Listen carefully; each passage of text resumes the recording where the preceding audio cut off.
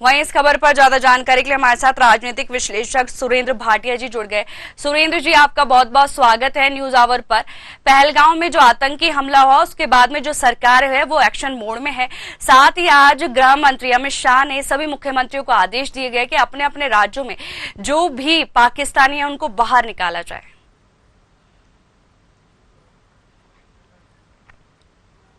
करुणा जी, ये भारत सरकार द्वारा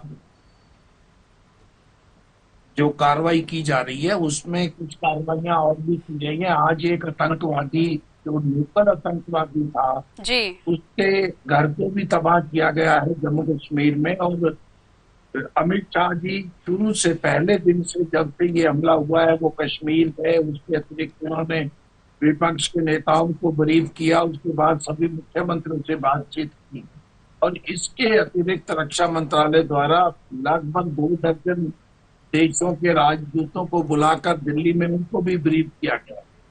भारत सरकार इस घटना के बाद सत्ते में है और भारत सरकार कोई न कोई बड़ी कार्रवाई करने जा रही है। अमित शाह जी सामान्य स्थिति में मुख्यमंत्रियों से बात नहीं करते।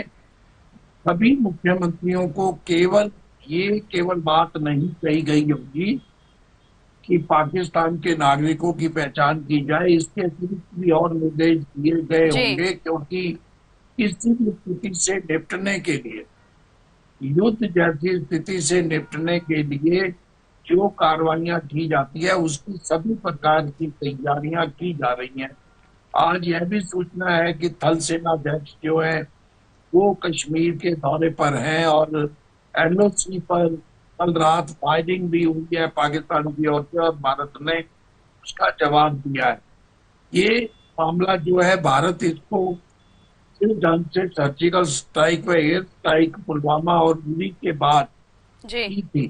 पूरे पाकिस्तान में डर का माहौल है। पाकिस्तान में भी बैठकों का दौर है और रेसिप्रोकल जैसे देश करते हैं। पाकिस्तान ने भी कुछ इसी प्रकार के कदम उठाए हैं, लेकिन पाकिस्तान के नेताओं को मैं खास तौर पे रक्षा मंत्री को सुन रहा था, वो गिद्दड़ भक्ति तो देते हैं लेकिन उनके जबान में डर नजर आ रहा था। वो ये इस ढंग से बात कर रहे थे कि जैसे पाकिस्तान में दहशत है, वो ये कह रहे थे कि भारत कोई भी कदम ना उठाए, अगर उठाएगा तो मुंह तोड़ जवाब देंगे। लेकिन उस रक्षा मंत्री के बयान में एक वो सच्चाई बोल गए कि पाकिस्तान अमेरिका व ब्रिटेन के लिए 30 वर्षों तक उग्रवादी ट्रेन करने का गंदा काम करता रहा। डल्टी वर्क उन्होंने कहा था अंग्रेजी में, ये काम करता रहा है। तो पाकिस्तान ये मानता है,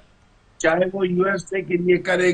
जब रशियन आर्मी अफगानिस्तान में थी जी उस समय पाकिस्तान को अमेरिका पैसा देता था और रशियन आर्मी के विरुद्ध पाकिस्तान इसी प्रकार के उग्रवाद को पैदा करता था। आज वही उग्रवादियों के जो सेल है वो पाकिस्तान में भी पाकिस्तान को परेशान कर रहे हैं और उनके इशारे पर भारत के साथ भी इस ढंग से ये पहलगाम का कांड किया है, जिसमें 4 आतंकवादी पाकिस्तान के माने जा रहे हैं और 2 जो थे भारतीय कश्मीर से संबंधित थे, उनकी पहचान भी हुई है। उनके मैं अभी सुन रहा था, उनके मकान को जब गिराया गया तो एक उग्रवादी की धर्मपत्नी मान रही थी कि वो 3-4 सालों से घर नहीं आए हैं और वो आतंकवादियों के साथ काम कर रहे हैं। जी जी, ये भी देखा जाता है जो पाकिस्तान की आर्थिक स्थिति सही नहीं है, साथ ही उसको एक तरह से दिवालियापन भी कहा जा सकता है। तो पाकिस्तान भारत के लिए तनाव पैदा क्यों करता है? इससे पाकिस्तान को क्या लाभ हो सकता है? नहीं, पाकिस्तान की स्थिति को समझना होगा। पाकिस्तान में डेमोक्रेसी का चेहरा है। वास्तव में जो पाकिस्तान की सेना है वो काम करती है। अगर पाकिस्तान की सेना की आप डिटेल लेंगे तो पाकिस्तान की सेना का एक भी अधिकारी रिटायर होने के बाद पाकिस्तान में नहीं रहता है। वो दुबई चला जाता है, वो लंदन चला जाता है, क्योंकि उन्होंने इतने पैसे कमाए होते हैं चाहे। और पाकिस्तान की जो फोर्स है अगर वो शांति से रहने लगेगी तो उनका वो जो रोटी रोजी भ्रष्टाचार का है वो नहीं चल सकता। पाकिस्तान की सेना ही डिस्टर्ब पाकिस्तान को भी करती है और उसके अतिरिक्त भारत को भी करती है। हालांकि नवाज शरीफ जब प्रधानमंत्री थे और आज का शहबाज शरीफ जो उनके भाई है, उनका ऐसा रहा है कि वो भारत के साथ, जैसे अटल बिहारी वाजपेयी जी बस लेके गए थे नवाज शरीफ थे, जब मोदी जी अफगानिस्तान से आते हुए लाहौर उतरे थे तब भी नवाज शरीफ थे। और जब हमला हुआ था, जब 1999 में भारत पे कारगिल युद्ध किया था, तो नवाज शरीफ को पता ही नहीं था। परवेज मुशर्रफ जो बाद में वो सेना कमांडर थे और उनके इशारे पर पाकिस्तान की जो सेना है वो कारगिल में आके बैठ गई थी। वो जो सेना है पाकिस्तान की, वो लोकतांत्रिक व्यवस्था के अंदर काम नहीं करती, केवल चेहरा दिखाई देता है लोकतंत्र का। वास्तव में वो सेना काम करती है और सेना कभी भी शांति नहीं चाहती, क्योंकि उनका भ्रष्टाचार लड़ाई झगड़े में, चाहे अफगानिस्तान को डिस्टर्ब करे, चाहे भारत को डिस्टर्ब करे, चाहे अंदरूनी डिस्टर्बेंस के नाम पर पैसा कमाए, इसलिए पाकिस्तान की सेना का जो काम है, सभी काम पाकिस्तान की सेना।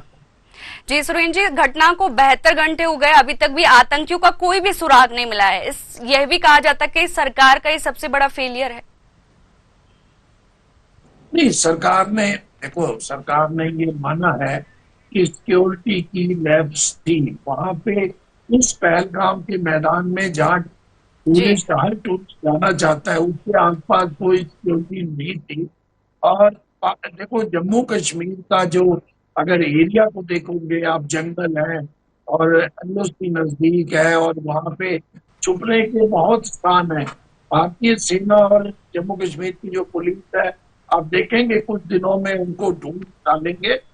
ये कहना 72 घंटे हो गए, हमें इसमें नहीं सोचना चाहिए। कई बार फोर्सेस जो है वो समय भी लेती हैं, हो सकता है किसी को पकड़ा भी हो, या हमें उन्हें समय देना होगा।